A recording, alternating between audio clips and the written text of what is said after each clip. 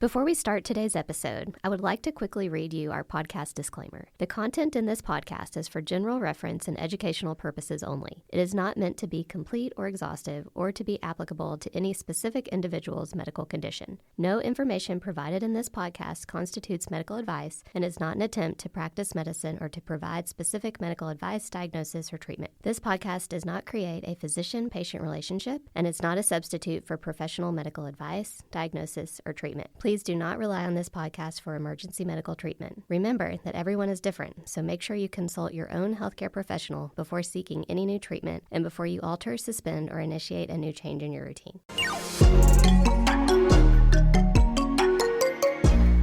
Welcome to The Starting Gate. We're your hosts, Dr. Kitty Dotson and Dr. Sarah Sheets, two internal medicine doctors who spent years practicing traditional primary care. Over time, we realized something was missing from modern healthcare. A real understanding of how everyday lifestyle choices impact overall health. We'll help you cut through the noise of the countless health influencers and their conflicting opinions, because no matter who you follow, the basics of lifestyle medicine are at the heart of it all. So welcome back to The Starting Gate. I'm your host, Dr. Kitty Dotson. And Dr. Sarah Sheets. And today we are very excited because we have a guest with us, Lauren Marshall, and we're going to continue talking about nutrition today and its role in your health. And we're excited to get some expertise from Lauren and have her really answer some of the common questions you may have and address some topics about nutrition and weight loss and tips on meal planning and how to incorporate more whole foods into our diet. Welcome, Lauren. Thank you. I'm super excited to be here with you all this morning. So Lauren is a registered dietitian here in Lexington, and she is committed to helping people with personalized nutrition with a realistic and sustainable approach. Lauren, can you just tell us a little bit about yourself? Yeah, absolutely. So I grew up in Frankfort, Kentucky, not far from here in Lexington, but I've called Lexington my home for the last 10 years. And really just kind of jumping into nutrition, a lot of people think, oh, you must have grown up with a family that cooked beautiful meals and, fruits and vegetables, no sodas in your house, like strict rules. I'm like, no, we ate kid cuisine and Mountain Dew.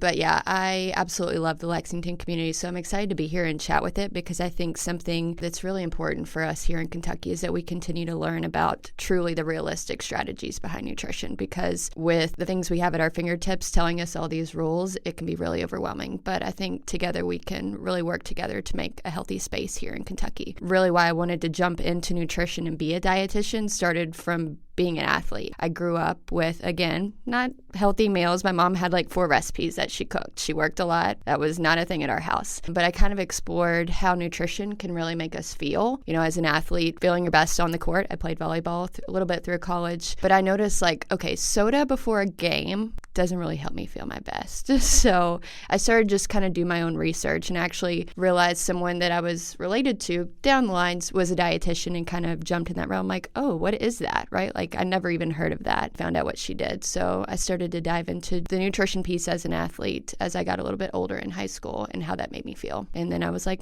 I think I could do a little bit more with this. And I kind of discovered my love for cooking as well, which grew even more to how can I help people feel better. Can you do a favor to our listeners and explain to them exactly what that road is like to become a dietitian and then reflect on how it's different than being a nutritionist? Absolutely. So to become a dietitian, you get a 4-year degree in dietetics. You study a lot of different components, food science, counseling, even the fun sciences like chemistry and the biology, which are not my favorite. But once you get past those, you get into the really fun food stuff. They have now changed it. You have to have a master's degree after your 4-year degree to sit for the RD exam and qualify for an internship that requires 1,200 plus hours of supervised practice with dietitians in several different areas, from food service systems such as in our school systems or hospital food service in a hospital, so acute care or long-term care. There's some other community practices that you can do, such as a health department or even private practice is now an option. So once you complete your supervised practice, then you can sit for that RD exam.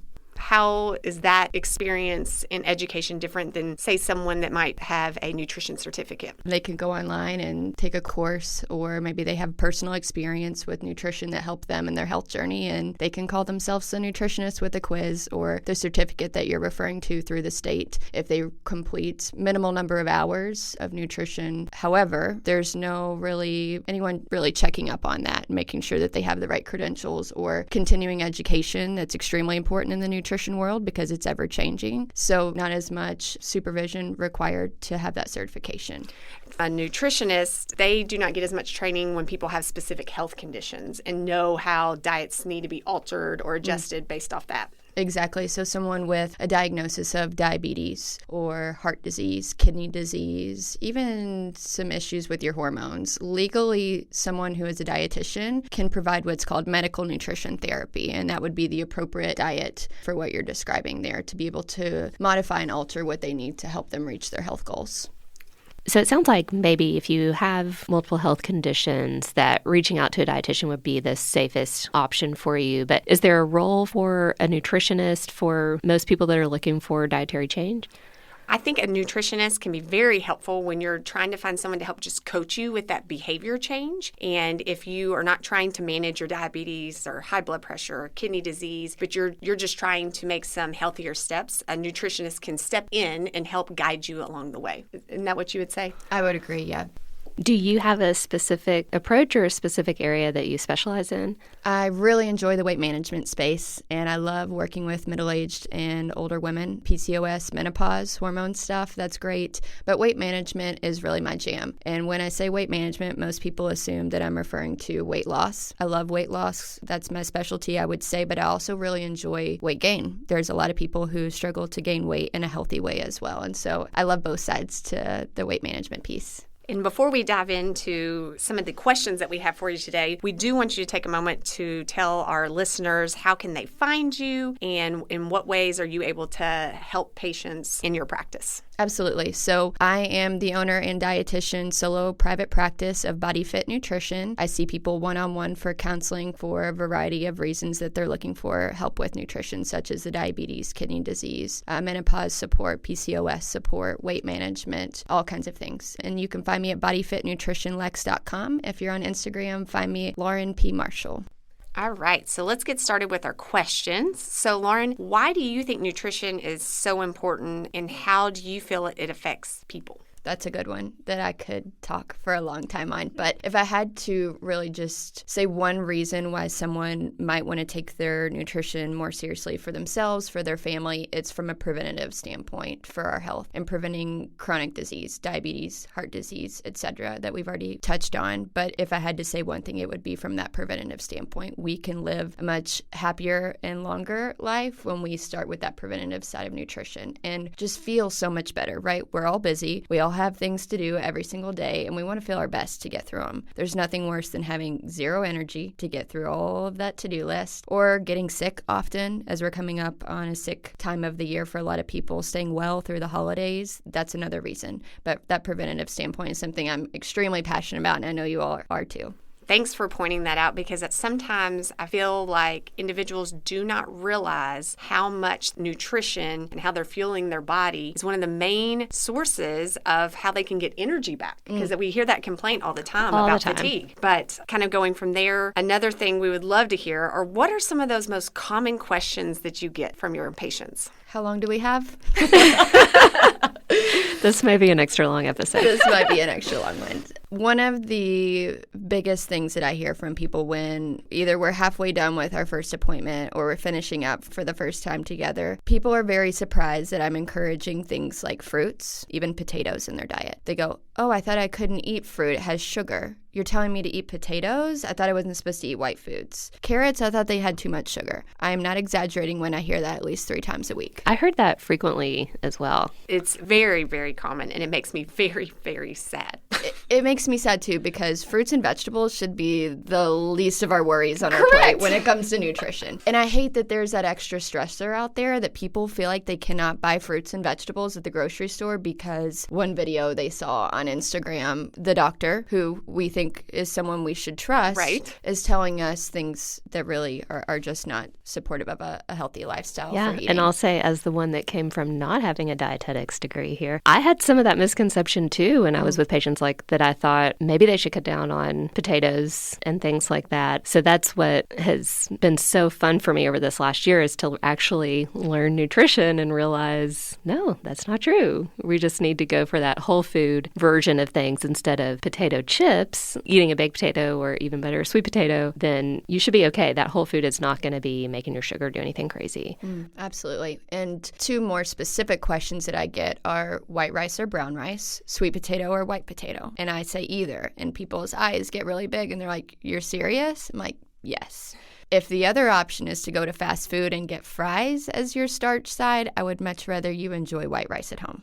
And that's a great thing to point out. It gets down to that perfection that people just really feel like, if I can't do an A+ level dinner, then I'm just going to bail out and I'm going to go through the drive-through line regardless. When if you just did, maybe in the eyes of health, maybe a B+ meal, right? That is still significantly better. And why do we beat ourselves up and just throw our hands up and quit? That is such a good point. There is no such thing as a perfect diet. And I have to tell people this often. I work in my office is in a shared space with a fitness facility. And there's trainers who are also nutrition coaches. And we're all putting out a great message that your diet doesn't have to be perfect. But people assume because we might be dietitians or we are trainers or we are lifestyle doctors that we have this beautiful, perfect diet at home. And you open our fridge and it's like, ooh la la. No one has a perfect diet. And you don't have to have a perfect diet to manage your chronic disease or see the progress and results that you want, or even just to feel better, to have more energy. You don't have to be perfect. Absolutely. Yeah, Please listen to this message. Yeah, small changes in your diet, you will see how you feel better. And that has been, for me, what's helped me to continue to add changes, because I do see that benefit. And so just pay attention to yourself. When you start eating better, just notice that you feel better. I love that. I think it's easy to get into the comparison game as well. We have family members, coworkers who say, oh, this worked great for me, or you should do this, or you should do that. Or we get on the highlight reel of social media and see perfect plates of food and grocery shopping. And then we get in our head and go back to that A+ meal is what we're aiming for, but all we have to give today is a B+ or maybe even a B-. Right. And we're not giving ourselves that grace to meet ourselves in the middle and provide, again, some of those small changes that you're referring to that can make a huge impact, but because of that comparison, we're throwing it all out the door. What would you say are the most common misconceptions you hear from patients about nutrition? So I guess we talked about one with potatoes and fruit. What else do you hear? I would say that most people assume when they come to meet with a dietitian that we're going to be the food police, and we're going to tell you that you need to remove this from your diet, you need to eliminate this, you should not eat this, you should not do that, when quite frankly it's the opposite. So really talking about and having a conversation of addition rather than elimination is one of the biggest things. I think that goes back to a definite misconception that I had, even as a doctor, which was a calorie is a calorie, and you just need to limit your calories. It doesn't matter what you're eating. And I realize now how wrong that was. And that probably plays to what you're saying. You don't have to take everything out and go to minimal calories. You just need to be getting some good stuff in there. Amen to that. Now, when you are focusing on weight loss specifically in your weight management clinic, what are some of those top 3 recommendations that you're providing to your patients?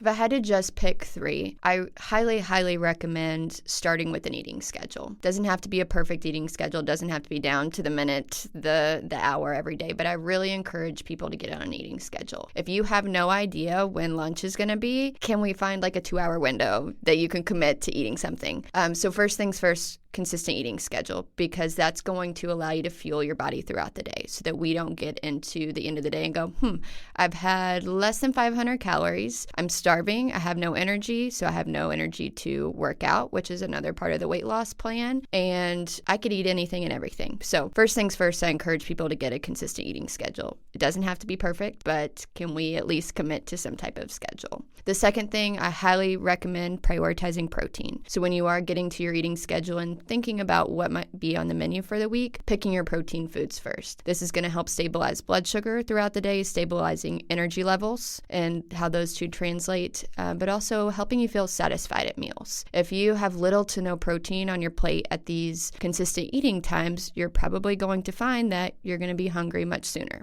And that's one of the complaints that I hear people say, well, I'm eating small frequent meals or I'm eating on a consistent schedule, but I'm so hungry all day. We take a closer look at what's at their meal times, and it's little to no protein. So highly recommend prioritizing protein food choices first. Third thing, highly recommend taking a closer look at fiber intake. This is that other component that can help you feel full and satisfied throughout the day. So protein and fiber, those are your new besties. Every single meal with your eating schedule throughout the day. And these are going to be plenty of fruits, vegetables, whole grains, beans, lentils, edamame, all that good stuff. That is great advice. I love that. And I'll say as a reflection is when people do these three things, because I see it all the time with patients, they're blown away that they can eat less but feel better because you're prioritizing the right things and you feel full and you feel like you have energy. And suddenly you're like, oh, I can do this. I don't have to be starving all day long and can reach a calorie deficit if I'm trying to shoot for weight loss, and I can still work out and feel like I have energy and I'm not fatigued. I think those are amazing pieces of advice. And just to add on to that, people are often surprised when I'm suggesting eating more, perhaps during earlier parts of the day when they're used to skipping breakfast. They have a minimal lunch that they work through because they're busy. They may have a bite of something and a half of a protein shake. It's not enough, even for your goals of weight loss. Going back to your point, Kitty, of the calories in, calories out, right? The eat less, move more movement. While there's like this tiny amount of truth to that, it's so much bigger than that, right? And so people are often surprised when I'm suggesting, no, I want you to have more than just an egg at breakfast, but I'm trying to lose weight. Shouldn't I eat less? Yes, but the goal is to help you to manage your hunger throughout the day so that we're not over-consuming at the end of the day, because that is one of the biggest challenges with you have no idea what meal times are, you have no idea what you're eating throughout the day, and then we get home and we feel out of control. And I think that kind of goes to one of the big things that we've already talked about with you and probably getting sick of us talking about is changing your habits. But I think that's really a big part of that is you can't just say, okay, well, I want to lose 50 pounds in 2 months and think that whatever you did to do that is something that you can sustain and do lifelong. So can you talk a little bit more about, you said kind of a meal schedule, just more things about how to make habit change instead of just jumping on these fad diets and quick fixes? This is where meeting with a dietitian or having that conversation with your nutritionist, if you're already working with one, on where is best to start for you. So, for example, if you have a conversation and you recognize that you completely work through lunch and you don't have anything to eat for 5, 6, 7, dare I say 8 hours between breakfast and dinner, as female entrepreneurs, we probably recognize yeah, sometimes, but if we can avoid that. So perhaps starting with just your lunchtime would be a good spot for you to dial in on first, instead of feeling like you need to tackle beautiful breakfast, balanced lunch, what the heck is for dinner. Just start with your lunch. Maybe the first thing that you're doing with that habit is committing to a lunchtime and prioritizing protein at that lunch, and you stop there. It doesn't have to be anything more than that to get you started. That's great advice. Now, I know that in today's world, we have so many patients that are using GLP-1 agonists to help them with their weight loss. And I know that you work specifically with patients that are using this medication as a tool to help them. Do you provide them any specific or different advice because they're using that medication when it comes to their nutrition? And we're talking about medicines like Ozempic and Wegovy and Mounjaro, tirzepatide, all of this. My recommendations aren't much different. One of the biggest things with these medications that someone who might have struggled with obesity their entire life that is so wonderful about these is it turns off the food noise. For the first time maybe ever in their life, they don't want to eat everything out of the cupboards. And the flip side to that is we have to find a way to meet in the middle and make sure that we're not significantly under eating and going all day without hardly any fuel at all. So going back to, do my recommendations change for anyone using these medications? Let's go back to my top 3 recommendations. Consistent eating schedule. It may not be completely full meals, but I highly, highly recommend that you get on an eating schedule if you are not already. If you have been put on one of these medications by your doctor and you have not had a clear discussion and plan for your nutrition with your doctor or your dietitian, that's my first recommendation. Go back to to that step, because if you don't have a clear strategy in place for your nutrition, you really might be missing out on some important things like vitamins, minerals, and macronutrients to help you even further with these medications. But really getting back to the eating schedule, even if it's literally a couple of bites of something, no changes there. Prioritizing protein, this should be just as much a priority if you're using these medications, if not more. And the third one, fiber, is top of my list as well. No one wants to be constipated all the time or in pain. Sure, these medications delay gastric emptying or the amount of time that food sits on your stomach. So having a clear strategy for fiber is really important. You don't want to go 0 to 100 on this one, or you're going to be like, thank you for saying that. You might be very uncomfortable and a little angry at me for saying that. So have a really clear strategy on how you're going to incorporate fiber into your diet in an appropriate way with these medications. Excellent. I just want to reiterate the point that Lauren made there is if you are prescribed these medications and you are not getting any guidance on how to change your nutrition, it is crucial to find someone to be that resource for you, because it is needed in order to have the best success as well as to keep you healthy while you're on these medications, because that huge decrease in drive to eat can really make patients become malnourished almost, because they have reduced their amount of nutrients substantially when using these meds. Mm-hmm. Yeah, so they're very helpful. I've seen them be very helpful for a lot of people, especially for that food noise side of things. So there's a huge role for these, and I think we'll only be seeing more and more GLP-1s in the future with other components added to them to try to help with some of these side effects. But you really need to, if you're not getting it from your doctor, make sure you have a plan and you're holding yourself accountable. Now, when someone is trying to increase whole foods and decrease processed foods, what is some of the advice that you provide to help with the time of this change, as well as the cost that some people feel that it might have of making that adjustment?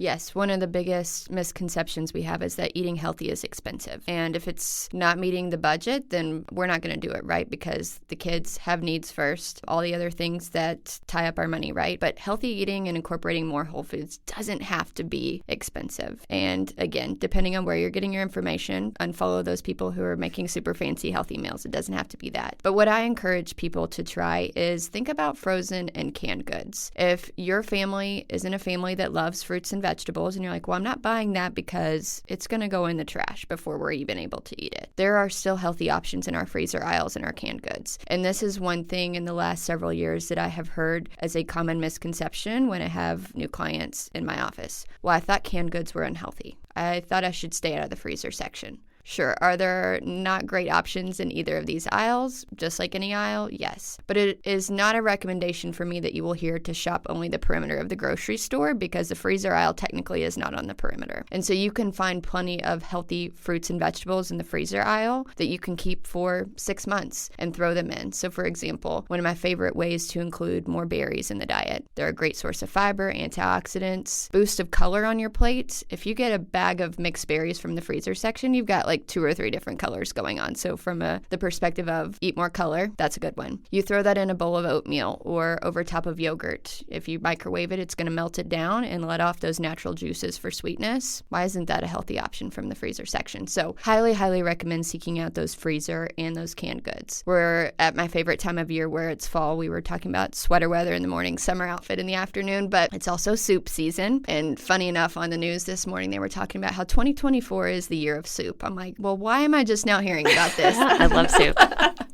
I'm like, that's great, but it's like a thing for me every year. This is a great way to use some of those canned and freezer vegetables. Throw them in a soup. Hide your veggies for your family if they don't love them. Hide them for yourself if you don't love them, but really tackle soup season with a great opportunity to get more whole foods in, because that's one of the easiest ways to do it. Casseroles, I think those have a spot all year long, regardless of what season it is. And this is another great way to hide those more whole foods that we're trying to get more of in our diet. You can take your classic spin on your grandma's delicious casserole from Sunday dinner and hide some, I don't know, frozen spinach, some corn, some black beans in there. You never know what you can hide.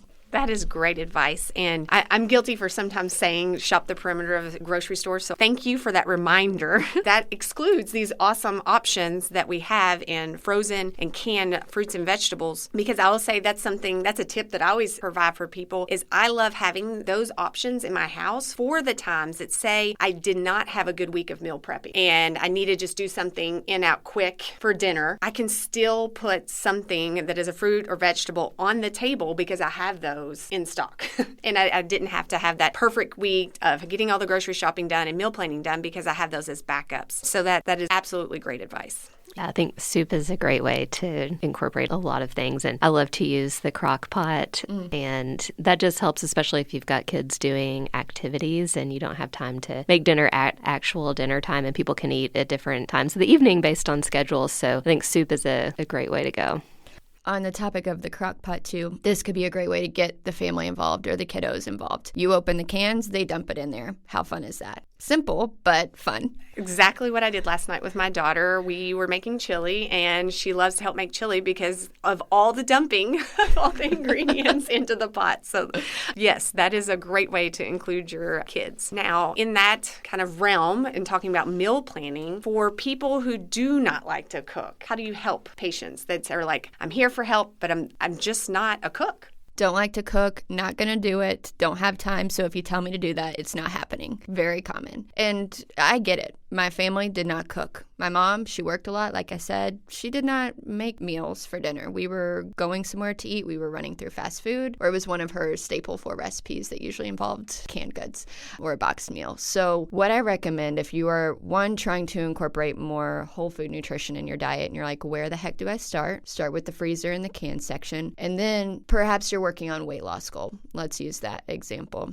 And you're trying to do the prioritizing protein goal. Can you start with meal prepping just 1 or 2 of your protein foods at the beginning of the week? It doesn't have to be full-blown recipes, completely done in their containers. Wonderful. I just spent Sunday 4 hours of cooking and now I'm tired. What if you just did your proteins? So you cooked your ground beef because you knew chili was on the menu later in the week. You've got your canned goods stocked away ready to go for that part of it. And then maybe you grab a rotisserie chicken or make your own rotisserie chicken at home and you've got your protein done for the week. The only other components that you'll need to prep for are the side items throughout the week. So highly recommend using the rule of 2 for meal prep. So perhaps you choose your 2 proteins for the week, prep those and cook them ahead of time. If you want to take it a step further, do 2 fruits, 2 vegetables for your week. Perhaps cutting them up, washing them, that component of it, and you stop there. Oh, that's great. I know that we as a family do much better when we have fruit. Like we will eat fruit, but it has to be ready. It has to be washed, it has to be in the bowl, and it has to be in the front of the fridge. And if I get that done, the kids will eat double the amount of fruit versus if it's just hidden in the back, it's not prepped, you have to still clean it and all this stuff. It's not happening. So great advice there. My husband is just like that. If the grapes aren't washed and the raspberries aren't washed or the strawberries don't have the stems cut off of them, he's not going to eat them. So And that's just taking a step to observe that and see what does your family do is really important. So just experiment with things and see what they like. What can you hide that the kids never say anything about after the dinner? And what do they complain about? And then you can figure out how to change it from there. Any resources for people that just feel like they don't even know how to cook ground beef or something like that? Are there any resources online or things that you point people to just to learn how to cut fruits and vegetables and do simple protein prep? I wish that we could get back to home economics and learning how to do that in school. Would love that. That would be great. Whoever is listening that has a hand in that, let's get that going. YouTube is a great resource. It's a free resource. If you don't know how to cook ground beef in the pots and pans that you have, let's say you were handed down stainless steel pots from a family member, you needed them, and you're like, I'm not really sure how to cook on stainless steel because that can get a little messy. I would recommend typing into YouTube how to cook ground beef in a stainless steel pan. There are resources out there. However, if you're wanting to take it a step further with some recipes and just walking through step by step, I absolutely love the realfooddietitians.com. I have absolutely zero tie to them, by the way. Like nothing. They have fabulous family style recipes and they do good twists on family style meals. For example, casseroles, for example, that can be really high calorie or not so many whole foods present there. They do a great twist with a lot of those. And they do a great job of walking through step by step without being feeling overwhelming with healthy ingredients, because one of the biggest challenges with some of the healthy blogs is that you look at the ingredients list for the recipe and you're like, whoa, I'm not doing that next. Yes. I think they do a really great job of that and using pantry staples like some of the freezer items and canned goods as well. You've already kind of touched on this, but we were thinking about, what do you feel is the best bang for your buck as far as what you can get at the grocery store? Would you still go back to the canned and freezer?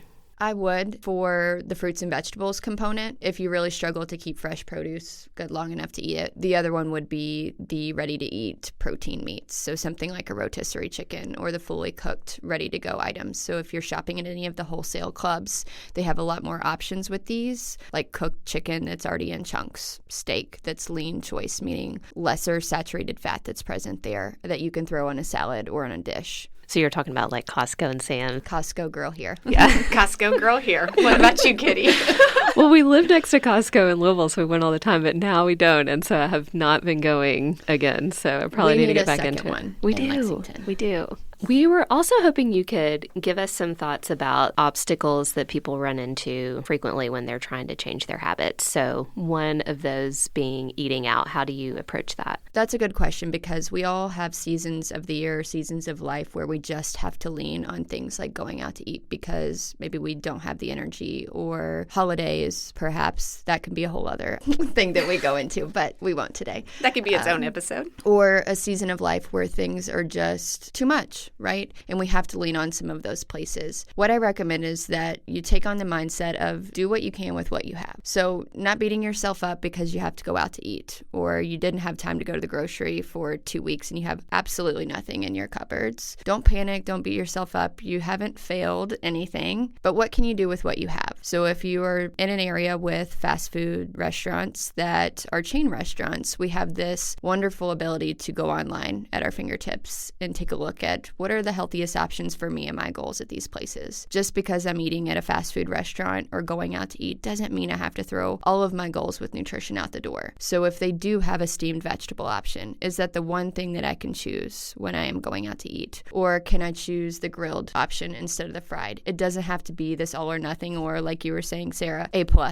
Yeah, get rid of the A+ mind. Just if let you're it go. going out to eat, the A+ is gone. definitely gone. And we don't need to set ourselves up for that failure of that expectation that if I'm not able to do any meal prep or any eating at home today, then I've completely derailed and fallen off the wagon. I hate that phrase, but do what you can with what you have. So what options are available where you are going out to eat that you can just choose one component, perhaps that helps you meet your fiber or the protein? Or is visiting a fast food restaurant going to help you stay on your consistent eating schedule so that you can actually manage your hunger and energy levels until you get to your next meal? That's great advice. It is. Now, on that, I also feel like traveling becomes a really difficult time for people. And I get asked this frequently as like, what do I do when I'm on vacation? And when I have so much less control over my environment and what I can actually get, etc. Is there any specific advice you give to people in those scenarios? Absolutely. If you're traveling, good for you. You deserve some time away if it's not work related. If it is work travel, then that still applies here. But what I recommend is people choose two things that they can keep consistent. So for example, if you are typically a water drinker, try and keep that while you're traveling. There's no need that we totally derail from that and staying hydrated, especially if you are traveling by plane, you can get dehydrated really easily. So choosing two things to keep consistent about your normal routine. So water, and maybe it is committing to a high protein breakfast,